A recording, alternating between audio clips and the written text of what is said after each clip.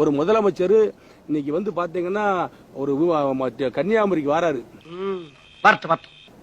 கன்னியாகுமரி வர்ற வழியில விமானத்துல மிகப்பெரிய ஒரு எந்திர கோளாறு. ரெண்டு முறையில 3 முறை விமான எந்திர கோளாறு இருக்கு. கஜா புயல் பாதிக்கப்பட்ட நேரத்தில் வந்து எடப்பாடி பழனிசாமி அவர்களும் துணை முதலமைச்சர் ஓபிஎஸ் அவர்களும் சென்ற விமானம் சென்ற ஹெலிகாப்டர் ஒரு மிகப்பெரிய ஒரு விபத்தை சந்திக்க நேர்ந்தது.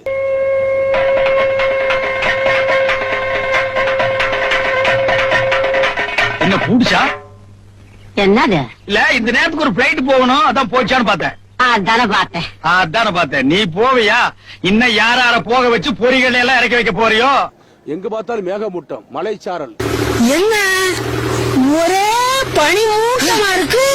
அந்த நேரத்தில் விமானிக்கே தெரியவில்லை எங்க இருக்கிறோம் என்று. அங்க தஞ்சாவூர் கோபுரத்தை பார்த்து தான் தஞ்சாவூர் என்றே தெரிஞ்சிருக்கிறது. சூப்பருங்க சார், இத பத்தி என்ன சொல்றீங்க? பிரில்லியன்ட்.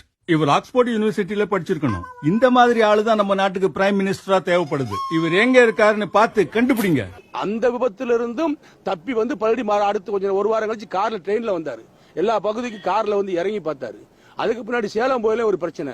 இப்ப வந்து கன்னியாகுமரி தூத்துக்குடி விமானத்துல போயில ஒரு பிரச்சனை.